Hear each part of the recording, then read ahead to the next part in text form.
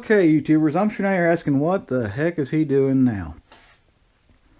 Alright, now, as several of you probably already know, if you don't already, my wife likes to work with wood and do projects. Like she's wanting to refinish this dresser unit here. And then she builds odds and ends stuff. But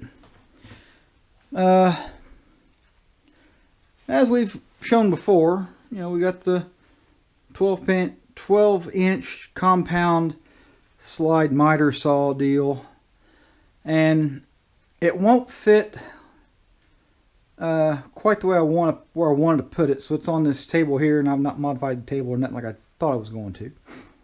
But she's tried to modify it, and that's created me a problem. So anyway, we got the wild hair. I mentioned about getting a radial arm saw. So we found this on Craigslist and we ended up buying it. Of course, it came on the typical Craftsman. This is the Craftsman brand, but it came with the typical metal leg stand that was on it and all that. But it didn't come with a top. The top was gone, wasted. So anyway, as I'm dragging this little story on for another however long I drag it on to add to the video that you're already going to see. When we was putting our little wood shop here together, we built the benches to where they're pretty long. And I think this one here is probably 8 foot, and that's probably 6 foot over here. We built this short, like 30-inch wide table for a 10-inch compound miter saw that I already had.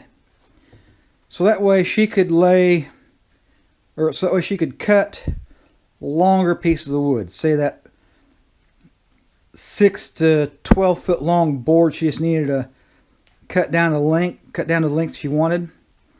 So the idea was have this workbench, the workbench's heights, and then have this at a height to where in that case with the miter saw on it, this would be the same height as, for reference, this bed part of the miter saw. So, worked pretty good, but then she wanted a bigger saw. So she bought herself a bigger saw. So then it became, okay, it'd be kind of neat to have nice to have a radial arm saw, just for the versatility of it and all it's capable of. So, like I said, we bought a used one, and I'm in the process of fixing up a top for it, which I have right here. Used 2x material. I think 2x10, 2x4, 2x8, 2x10. Gets about 29 inches. So that way that will cover from here out past here. She can put a board on there and easily cut the board as required. So I'm now in the process of getting ready to clean that tape, that I made here up to go on it. Clean that up and then drill holes in it where I need mounting holes on the frame, and mount this to my little short table. But I've also got to shorten the legs on the table so that this height in the end matches that height in the end. So that's what I'm doing, guys. So I'll throw all that together, and then we can see what I get into. Maybe I'll put this on another video. We'll make another video. This will be the following video. We'll give you the... Yeah, here we go. You're going to be all over the place with this one. Alright, hang in there. I'll try to show you some more here in a minute. Okay, YouTubers. Whoops, shoot. Stepping on stuff behind me. Anyway, a little extra on here. A little more for you. Alright, made a new top, put the wood on to use this Radial arm saw. And I took the orbital sander, just knock all the dirt and debris off. Yes, this is used wood. I'm a cheap devil. But I've made it. Haven't got it mounted on here yet. I got countersink screws I'm going to put on here and nuts for the underside, 1/4 20. But I've cut out here for the pedestal post for the saw. And all these boards are biscuit joined together. Took a biscuit joiner, lined it up, made a spot in 3 spots, and then put biscuits, number 20 biscuits in between, glued it. That should be good. Now, one more thing I got to do here, but I'm not going to do right now, is I've got another board because I need a backstop. And I've got to make sure things are straight and in place. But I'm going to take this like 1 by probably 3. 2.5. But anyway, I'm going to take this and take a router and a bit and route into probably this 2 by 4 piece here section. Maybe the 2 by and the 2 by 4 and the 2 by 8. I think yeah, that's 2 by 8 there. Take both of the, probably go in between both of these, and no, I think 2 by 4 do it. But route a groove for this to set in, probably right down fairly deep to where there's only about half of that showing up above, and then that way we can just place a board nice and flat to it, and then run our saw through it and cut our boards. And as you can tell, yep, I got a height difference because I want this the same height as this. So I cut these legs off, which means I got to take the saw back off of the table and get that done. But first, I'm fitting everything together. It's just one of my little goofball ways of doing things to make sure I'm at the right height.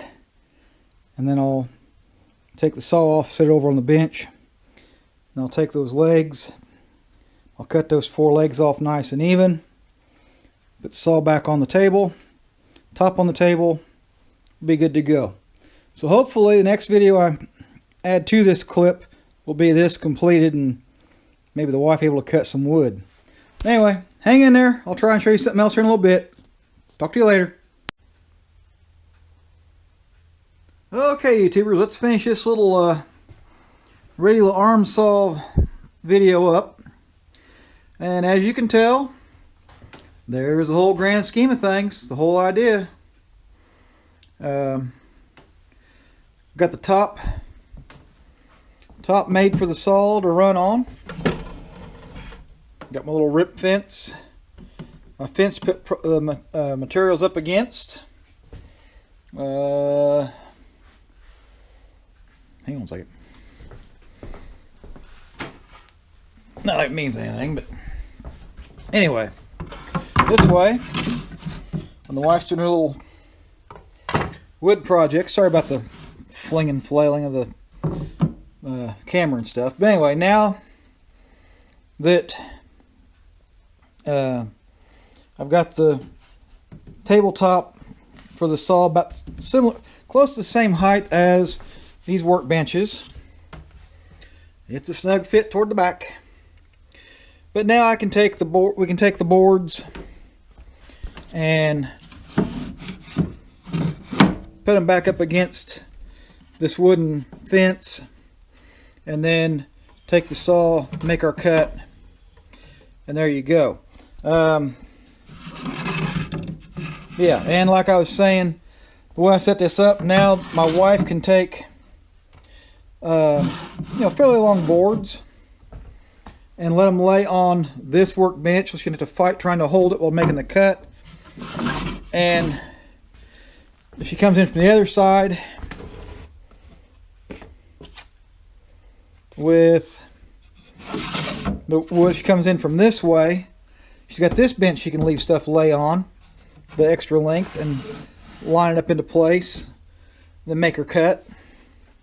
Or I can make the cut, whoever's doing the cutting. And away we go. And there again, any of you that have worked with radial arm saws, you know all the capabilities of this saw. It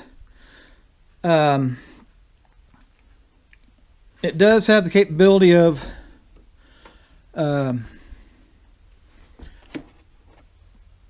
doing a angle. You can take this loose and you got your degree deal here. You can swing this whole thing to the right or to the left and get up to a 15, 30, 45, up to a 60-degree angle cut by swinging this. You can also, kind of along the lines of like a compound miter, you can take the saw itself and rotate it. Let's see it very well. You can rotate the saw this way and do a angled cut that way. And you can take this crank handle here, you go clockwise, this whole unit will raise up, and go counterclockwise, this whole thing comes down. And just got to make sure you don't go down so low you're really cutting the heck out of your top. That right there is about as low as I really want to go. It's because there's a little bit of difference in height between this board and this board. Yeah, we kind of